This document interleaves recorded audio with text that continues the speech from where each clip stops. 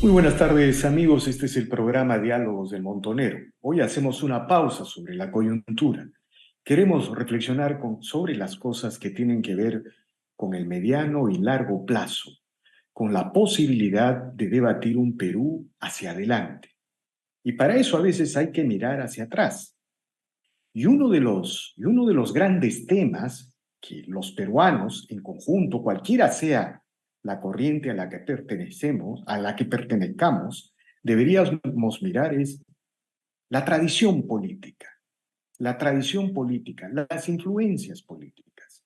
Sucede que Fernán Altuve, un reconocido abogado, jurista, también es un historiador y también es un filósofo. Él acaba de publicar un libro que se llama Los conservadores, vida y obra de una élite intelectual en los albores del Perú independiente. En esta obra él trata la biografía, el pensamiento, los enfoques, la influencia de 7 personajes de mucha importancia en la tradición conservadora. Uno de ellos, por ejemplo, es José de la Riva Agüero y Sánchez Boquete. Todo esto tiene una enorme importancia en la fundación de las tradiciones políticas peruanas. Lo que sucede es que la tradición conservadora de alguna u otra manera ha sido ocultada, ha sido, no sé cómo llamarlo, marginada de las grandes tradiciones políticas porque en el Perú se impuso desde la fundación republicana la tradición jacobina. Esta tradición más o menos nos dice que el hombre en su estructura, en su capacidad racional, tiene la capacidad de formular proyectos, de reconfigurar las instituciones, como si las instituciones fueran obras de fierro y cemento, como fueran construcciones de fierro y cemento y no tuvieran nada que ver con la evolución social de un país, con la historia de su país, con las tradiciones, con su evolución natural. Y de alguna manera, a nuestro entender, en esta tradición jacobina está una de las causas fundamentales del fracaso de la República, está una de las causas fundamentales de que hayamos tenido 12 constituciones, una permanente inestabilidad política, no se hayan construido instituciones, no haya un sistema de partidos políticos y hoy, entrando al siglo XXI, en el Perú algunos estén proponiendo una nueva refundación de las muchas que han habido del país sobre la base de una asamblea constituyente. Por eso es trascendental reflexionar sobre la tradición conservadora y mirar el libro de Fernán Altuve, porque nos introduce en un tema medular, central, sin el cual no vamos a resolver el futuro del Perú, el futuro de su construcción democrática e institucional. Por ese motivo lo hemos convocado al propio Fernán Altuve, quien ha tenido la gentileza de aceptar esta conversación. Buenas tardes, Fernán, gracias por el diálogo. ¿Qué tal, Víctor Andrés? ¿Cómo estás? Bueno, cuéntanos, ¿cómo te animaste a escribir? ¿Producto de qué es este trabajo en el cual abordas la biografía de 7 personajes fundamentales de la tradición conservadora, algunos antes de la independencia y que llegan incluso hasta la Confederación Peruano-Boliviana? Cuéntanos, por favor. Bueno, el esfuerzo fue para presentar la tesis de filosofía en la Universidad de San Marcos, donde hice el posgrado, y me parecía, ya que era tema que tú sabes bien que se discute en, en, en la Facultad de Letras de San Marcos, las ideologías, los pensadores, de una manera más profunda o de una manera menos profunda, pero siempre se está discutiendo sobre las tradiciones políticas, etcétera, y hay una abundante bibliografía sobre los exponentes o representantes del pensamiento liberal o del pensamiento jacobino, pero las figuras conservadoras, que sin duda las hay en la historia peruana, tienen un pequeño espacio de referencia, pero no de estudio en profundidad. Y la idea era hacer, bajo el método de la biografía intelectual, un análisis de la vida y el pensamiento de estas 7 personas que abarcan el periodo que va de 1809 a 1839. Son 30 años de la historia del Perú en un momento central, que es la formación de lo que va a ser el Perú como hoy día lo conocemos, y el papel que las ideas y el pensamiento de cada uno de ellos tuvo en la coyuntura de estos 30 años, ¿no? Ahora, tú en el desarrollo de estos 7 personajes tratas de personajes previos a la independencia, ¿no? Protagonistas de la propia independencia, entre ellos José de la Riva Agüero Sánchez Boquete, José María Pando, personajes apasionantes, y la Confederación Peruano-Boliviana. Digamos, la elección de este arco de tiempo, de este periodo de tiempo, ¿tuvo algún objetivo en tu investigación? ¿Cuál es la razón de haber elegido este periodo, no sé cómo llamarlo, este espacio de tiempo, Bueno, el arco temporal, como acostumbran decir, está siempre todo, las personas o las figuras y el tiempo son en cierta manera una subjetividad, siempre tiene un valor subjetivo, hay que reconocerlo. Se puede ir un poco más atrás o se puede ir un poco más adelante, pero yo creo que este periodo del 9 al 39 es un periodo de transición entre lo que deja de ser el Reino del Perú y lo que se convierte en el Estado peruano como hoy día lo conocemos a partir de 1839, con más o menos las mismas fronteras ya definidas. La Confederación Perú-Boliviana significó la definición de la nación. Seríamos una nación compuesta de altoperuanos, surperuanos y bajoperuanos, o hemos terminado siendo peruanos los que estamos aquí y no otros que han quedado fuera. Entonces, en ese espacio de definición, donde se define la nación, se define la soberanía, se define la independencia, se define un conjunto de situaciones determinantes para el Perú como hoy lo conocemos, encontré 7 personas que apostaron por ideas que no necesariamente forman una línea consecutiva, tienen intermitencias, pero yo creo que abarcan 2 cosas muy importantes. La utopía monárquica, en la forma de querer continuar con el rey de España, de querer una monarquía nacional propia con San Martín, o del querer una independencia solo de peruanos, como quiso Ribagüero.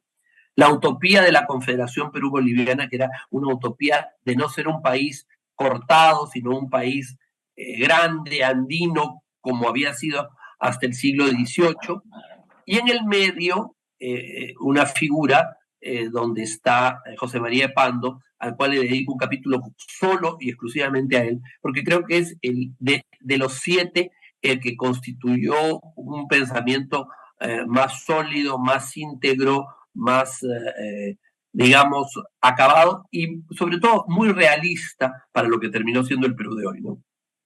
Ahora, una de las identidades de estos conservadores que tú describes, y en general de la tradición conservadora en la época de la Fundación Republicana, es la monarquía, ¿no es cierto? Algunos de ellos eran fidelistas, como tú acabas de señalar, es decir, pretendían seguir como parte de las Españas, u otros pretendían fundar una monarquía constitucional, ¿no?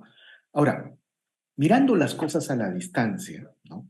Uno podría decir que quizá ahí está el centro de los aciertos, los fracasos y el cúmulo de hierros de la historia republicana. Este debate sobre monarquía constitucional o monarquía en general que apasionó a los conservadores versus república, ¿es, tú crees, uno de los debates que definió el futuro, los fracasos, los aciertos de nuestra construcción republicana? ¿Participas de esa idea?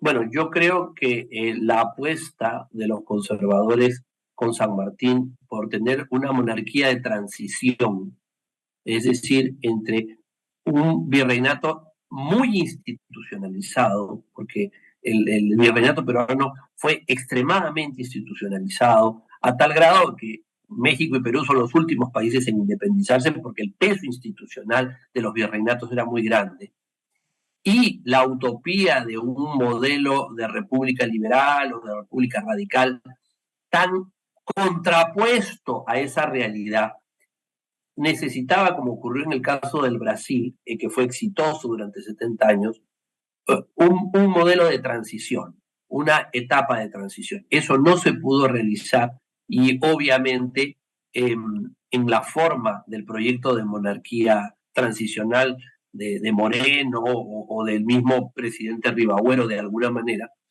y a último minuto, consciente de que ya era imposible la forma monárquica, José María de Pando propone la monarquía sin corona, es decir, no importa la apariencia monárquica, lo que importa es que haya un poder central que evite la disgregación, la pérdida territorial, el desorden, la anarquía.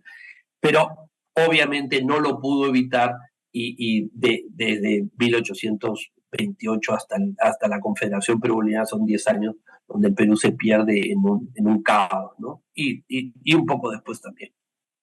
Ahora, a la base de esta opción monárquica, en la tradición conservadora estaba una idea de fuerza, ¿no? Es decir, cómo se preservan las instituciones que se han construido a lo largo de 3 siglos y cómo se evita un ensayo, una reingeniería social utópica en base a la utopía de la Ilustración. Un solo ejemplo, ¿no?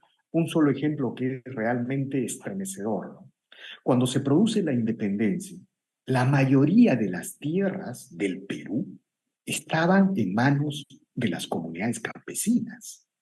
Es decir, el mundo indígena, ese mundo indígena que suelen utilizar ahora los bolivarianos para demonizar el virreinato, el mundo indígena era el mayor propietario de las tierras. Pero viene Bolívar con la idea de un ciudadano, un voto, con este igualitarismo republicano, elimina los últimos restos de nobleza indígena y en unas cuantas décadas los indígenas pierden la mayoría de tierras y son arrinconados sobre los 3.000, 3.500 metros sobre el nivel del mar y a fines de siglo estaban perdiendo incluso, no solamente la propiedad, sino también la posibilidad de votar, como se vio en las primeras constituciones.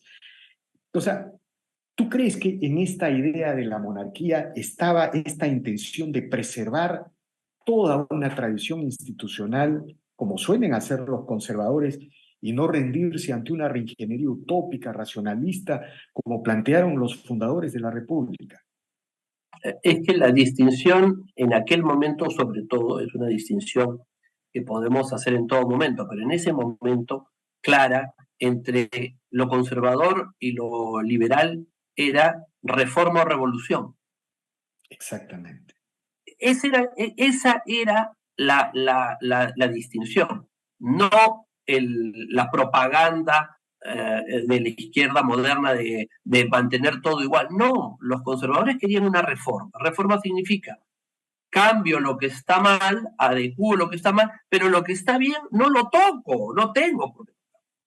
Pero el otro sector, el sector liberal, que era, como tú has mencionado, jacobino, quería una reingeniería de todo, de cambiar por cambiar. O sea, hasta la imagen les parecía negativa, aunque no tenían por qué entrar al valor de las imágenes, querían acabarlo todo y hacerlo todo de nuevo, la construcción ex nihilo. Y eso tuvo efectos, como tú bien has dicho, tremendamente negativos para el mundo andino. El mundo andino fue un mundo destruido por el modelo republicano. La república, la mayor enemiga del mundo andino ha sido la república. Y por Exactamente. eso se tiene que entender que cuando se produjo la independencia había 8.000 soldados indígenas en el ejército realista y había 2.000 soldados criollos peruanos en el ejército patriota. ¿Dónde estaba el ejército peruano? El ejército peruano estaba con los 8.000 indígenas que no querían, no es que no querían la independencia, no querían perder la estructura tradicional que ellos tenían.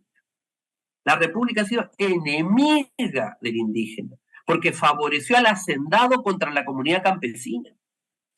La república declaró a las comunidades campesinas abolidas y las comunidades campesinas no tuvieron existencia legal durante casi 100 años, de 1824 a 1919. Son 95 años de no existir jurídicamente. Eso hizo la república con el indígena. Entonces, cuando vienen a decir aquí que la república que apoyaba a los indígenas, eso es mentira, falso. La República apoyaba al hacendado liberal capitalista, Así es. no al indígena. Y mira, Fernán, lo que tú estás señalando, ¿no? O lo que estamos conversando. La tradición conservadora existe y se fundamenta en ese momento por preservar instituciones y por preservar esa a ver, para no exacerbar los ánimos de los jacobinos que quieren leer la historia o el pasado con ojos del presente, o sea, lo que se pretendiera evitar que se destruyera, no vamos a decir de ese mundo que prosperó bajo el virreinato, sino de esa sociedad que avanzó ya bajo el virreinato, que era la sociedad andina, ¿no? Es decir, la tradición conservadora nace vinculada a eso.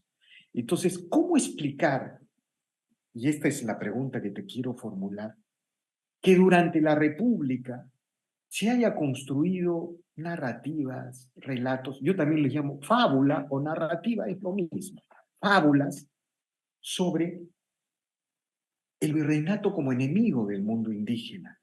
¿Y cómo explicar que esa tradición republicana el día de hoy llegue a, a las opiniones de Vladimir Cerrón o del señor Guido Bellido, que hablan de los pueblos originarios para recuperar un mundo indígena aplastado, que empezó a ser aplastado por el virreinato? ¿Cómo explicas tú este trastocamiento de la historia, esta fábula, este Bueno, medio? mira, en cuanto a la invención y a la fabulación histórica, todo el mundo tiene derecho a plantear y a sostener la narrativa que quiera. El problema yo no lo veo en estas personas que han logrado crear esta fabulación, como tú dices. El problema está en los que no son izquierdistas, que no se preparan, que no leen historia y que no son capaces de agarrar y decir lo que tú estás diciendo es una fábula y es una invención. Entonces terminan creyéndose lo que dicen sus enemigos porque no se forman, porque no leen, porque no buscan la verdad dentro de lo que se dice y terminan aceptando. O sea, hoy día seguimos, los periodistas y todo empiezan a hablar de hace 200 años que la salud en el Perú está mal. ¡Mentira! Eso es falso. El problema de la salud en el Perú no tiene más de 60 años. La medicina con el gobierno de Leguía era extraordinaria, era la mejor medicina de América Latina. La medicina en el gobierno de General Odría era magnífica.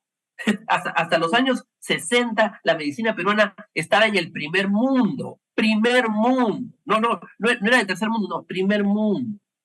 El Perú es el primer país que tiene un manicomio moderno en 1918, que es el Arco Herrera, que era considerado en América Latina pues algo superior a lo europeo. Entonces, cuando vienen a hablar de los 200 años y todo lo demás, el problema no es que lo digan, el problema es que no haya quien lo refute, quien agarre y le diga, mentiroso, farsante, estás mintiendo. En el año 18, hace 100 años, se inauguró el nosocomio, el centro para enfermedades mentales más moderno de todo el continente a nivel con los Estados Unidos y Europa. Ya hace 100 años. Entonces no vengan a decir que hace 200 años todo era un desastre. Los médicos de la ciudad de Lima, que además fueron muy activos en la independencia, eran considerados médicos notabilísimos en 1821 y 24. Entonces, por favor, o sea, como te digo, para mí el problema no está en el que cuenta un cuento, una historia, sino el que le dice, como novela está preciosa, pero como realidad es una farsa. Ahora, vamos, que nuestro diálogo sea, vamos al presente y regresamos al pasado por esa conexión inevitable que existe. Si yo te planteara una ucronía, por ejemplo, estamos en el momento de la independencia, ¿no es cierto? La mayoría de las tierras le pertenecen a las comunidades campesinas, seguramente con sus restos de nobleza indígena que todavía existían en ese entonces, ¿no? Imaginémonos que en vez de la salida republicana que hizo tabula rasa de todas las instituciones virreinales, eh, se funda una monarquía constitucionalizada. ¿Cómo crees tú que hubiese sido la evolución del país, del Perú? Por ejemplo, Los campesinos tenían las tierras, pero no estaban alfabetizados. Un proyecto de monarquía constitucionalizada requería pues esta idea del ciudadano ilustrado, del ciudadano informado. ¿Cómo te imaginas que hubiera evolucionado el Perú bajo ese modelo? Un poco para volver a eso, al Mira, tema. uno se arriesga a muchos errores con planteamientos así, pero lo único que te puedo decir como modelo equivalente es el Brasil. O sea, el Brasil de 1822 a 1889 son un lapso prácticamente de 70 años. Tiene una monarquía que no tuvo un solo golpe de Estado durante todos esos años, en las cuales no existió anarquías de caudillos, de líderes ambiciosos y todo lo demás, y donde se produjo un equilibrio siempre con un favor hacia el sistema liberal capitalista del siglo XIX, que es indudable que era, digamos, el sentido de la modernidad de la época, pero donde hay un respeto por el indígena en el Imperio del Brasil, donde hay un sistema de protección social. Entonces, hay un equilibrio. Y el desequilibrio viene en 1889 cuando se establece la República. O sea, el Brasil logra retrasar la crisis y el desequilibrio 70 años. ¿Qué saldo es ese? El Brasil es un país continente, es un país que no tiene una pérdida territorial. Pero el Brasil no tiene una pérdida territorial, al contrario, tiene adquisiciones, porque al haber construido un poder fuerte, central, hegemónico en el Atlántico del Pacífico Sur, en el Atlántico Sur de América del Sur, lo que ha hecho es generar una atracción de poderes. Si el Perú se hubiera convertido en el Brasil del Pacífico, no hubiese perdido territorio, no se hubiera achicado, no hubiéramos tenido 10 guerras con nuestros vecinos, que son traumas económicos, traumas sociales, traumas políticos, y hubiéramos logrado mantener una sociedad, digamos, equilibrada, sin decir que hubiera sido perfecta, porque decir, es como que yo les viniera a decir, el Brasil de hoy es un país perfecto, no lo es claro que no lo es, y que tiene muchos problemas, y comparte muchos problemas con América Latina. Pero digamos, hubiera sido una especie de Brasil del Pacífico. De acuerdo. Ahora, si yo te pidiera una definición de la tradición conservadora, Fernán, mira, el día de hoy en el Perú, ya un poco volviendo al presente, el día de hoy en el Perú, la idea del conservador, algunos tienen hasta un mote, el conserva, le dicen, está vinculado a lo religioso, a la tradición religiosa cristiana. Pero quienes de alguna manera saben qué es la tradición conservadora, saben que la tradición religiosa es solo una parte, una gran e importante parte de la tradición conservadora, porque es una, digamos, la religión es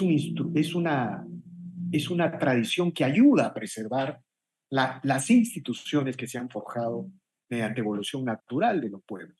Si yo te pidiera una definición en el debate, ¿qué significa o cómo se podría definir la tradición conservadora? ¿Qué nos dirías, Fernando? Bueno, yo vuelvo a lo mismo, aquel que quiere reformas, no quiere la idea del conserva que quiere mantener todo como una especie de statu quo, que nadie se cambie, eso no es así. No, no, el literato francés Claudel decía, no hay nada más moderno que lo eterno. Quien defiende valores permanentes defiende cosas que son actuales, porque lo que es eterno siempre tiene vigencia. En ese sentido, el que busca la reforma lo que hace es podar un árbol. O sea, yo no quiero crear un árbol nuevo. El Perú es un árbol que tiene que ser podado. Hay ramas que mueren, hay ramas que no tienen valor y hay ramas que son fundamentales y hay que podarlas para que todo el árbol sea sano. Entonces, conservatismo, conservadurismo, como le quieran utilizar el término que quieran, conservatismo lo usan los colombianos, está basado en la idea de reforma. No se puede entender eso. Ahora, ¿qué ocurre en el Perú?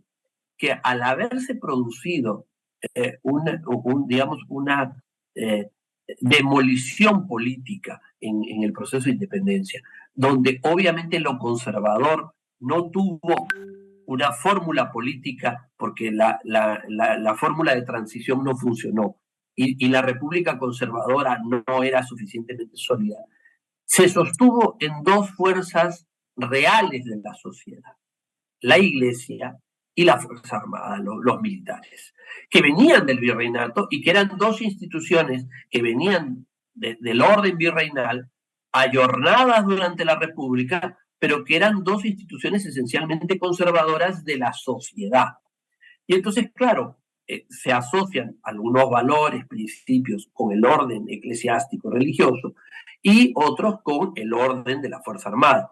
Pero eso es por un fenómeno donde no hubo la opción de tener una defensa política y no se creó un partido conservador, que fue la apuesta de Pando y que no la logró materializar desde su tertulia.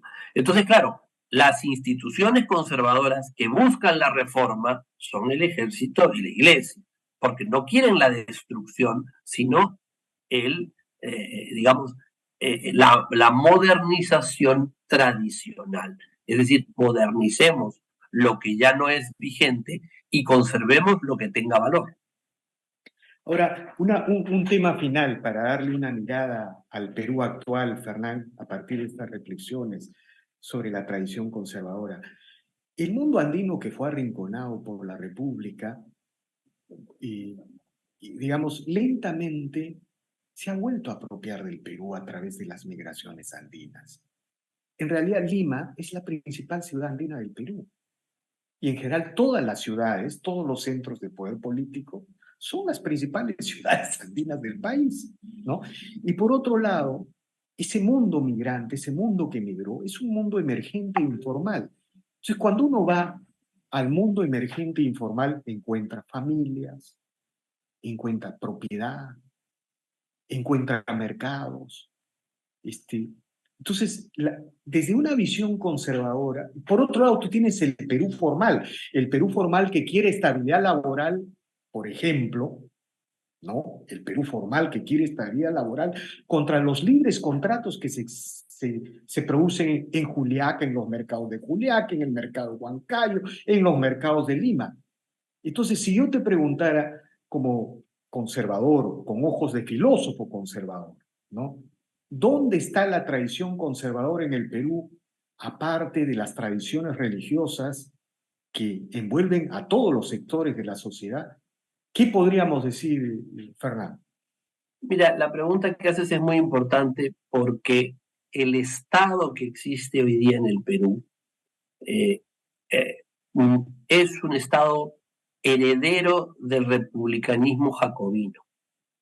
Es un Estado que lo que quiere es intervenir no solo en la vida legal de la gente, sino en la vida doméstica de las personas. Ese Estado jacobino que se quiere meter en las familias, en los trabajos, en los empleos, en los negocios, es el que es ampliamente rechazado.